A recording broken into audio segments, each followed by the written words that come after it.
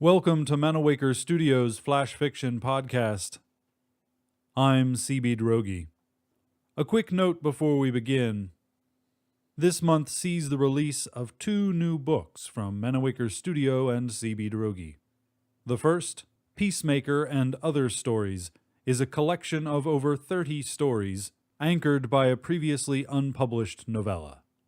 The second is Recycled Comics Volume 1, which collects the first 3 issues of Recycled Comics, available online at recycledcomics.manawaker.com, into a single printed volume.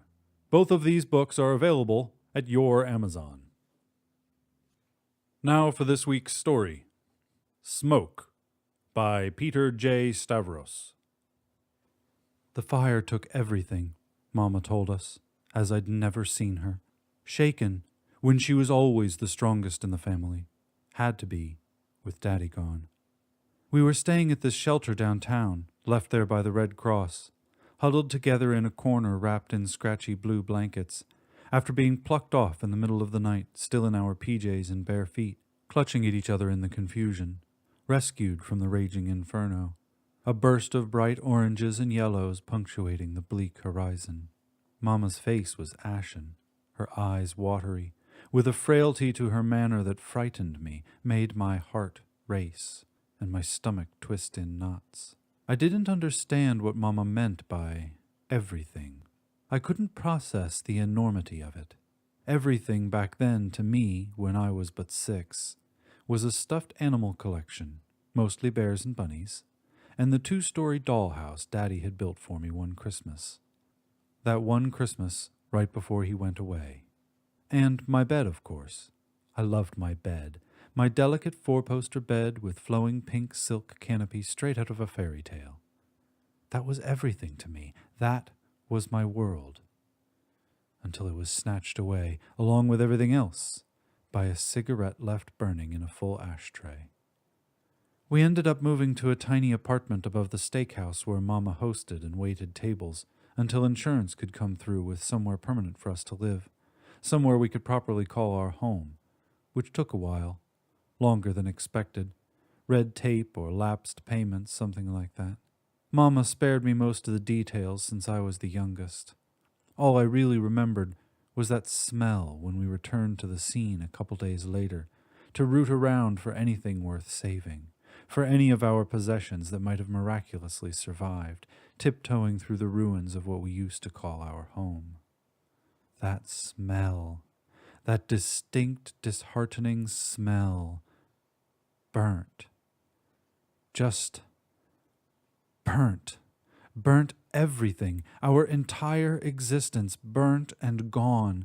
That smell of smoke was nauseating. It was suffocating. It reached down deep inside of me to choke my last breath, to smother my spirit. It coated my clothes, my skin. I couldn't purge myself of it. Scrubbing in the sink with peppermint lye soap, my fingertips turning flat and pruny, the hot water steaming over the bathroom mirror. That smell of smoke was everywhere, on the most minuscule, the silver locket I uncovered amidst a pile of charred wood where my dresser had stood, with oval black and white photos of Mama and Daddy smiling, toothy grins, hopeful expressions, hair combed perfectly, not a strand out of place, beautiful, handsome, that Mama pushed aside when I proudly presented her with it. An accomplishment, I thought, a minor accomplishment, but still. Mama just turned her nose up, said she didn't reckon why she had held on to that thing, and I could keep it if I wanted. And I wanted, even with that smell.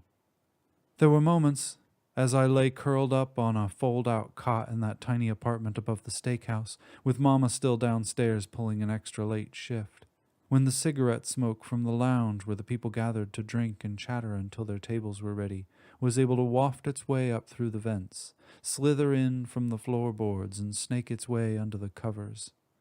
I would jolt, wide awake, bolting straight upright, that smell yanking me back into those smoldering embers where our life once was. I couldn't sleep after that.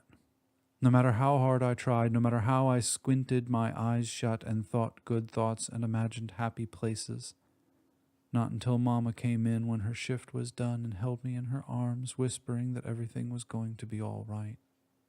That everything was going to be all right, over and over and over, so that I managed to believe her.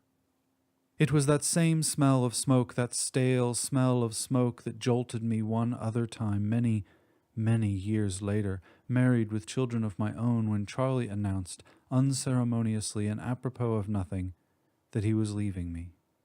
Just like that, he up and announced that he was leaving me for that young blonde tart of an assistant from the office, who I assumed was just an assistant from the office, but how was I to know, and shame on me for not knowing. Charlie always thought he could sneak cigarettes without me realizing. He would step out on the stoop, usually at night after the kids were settled in, and sit there dragging on Marlboro Reds, staring at the sky, pondering life or whatnot, I supposed. I would spy him down there from the upstairs bathroom while I was washing my face, the smoke lazily rising, graceful curlicues, particularly in the summer, the typical humid Louisville August, with the window open to coax the air to circulate inside. When he was finished, dragging and staring and pondering all he needed to, he would stuff a palmful of hard candies into his mouth before he came to bed, as if that would cover it, that smell of smoke, as if I would be none the wiser. I never said anything. Why embarrass him? Who was I to say anything anyway? We all had something stale we tried to cover with something sweet. And I didn't say anything to Charlie when he announced, unceremoniously and apropos of nothing, reeking of cigarettes because he'd been out on the stoop longer than normal, no doubt pondering how to break the news that he was leaving me. What was I supposed to say?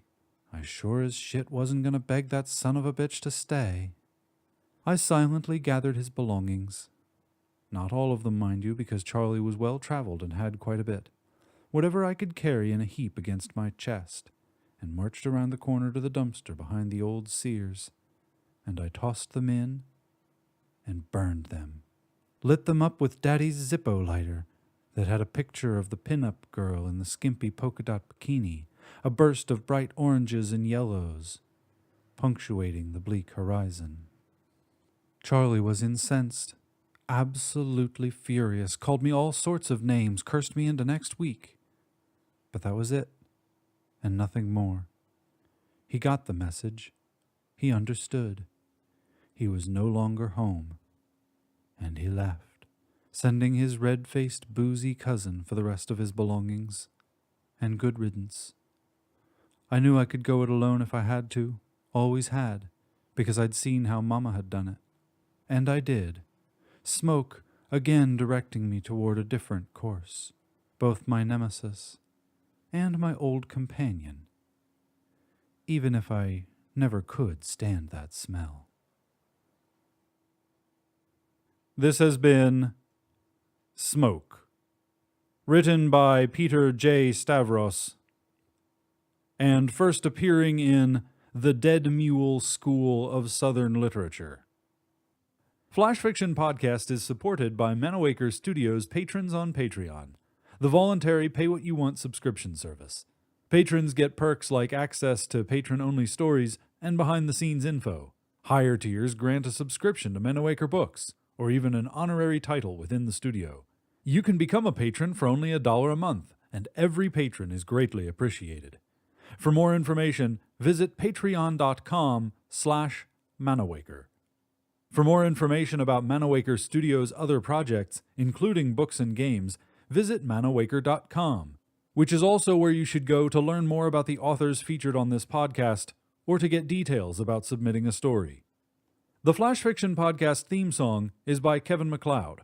Manawaker Studios' director of DICE is Ben Baston. I'm CB Droege. You can follow me on Twitter and Facebook at CBDROEGE.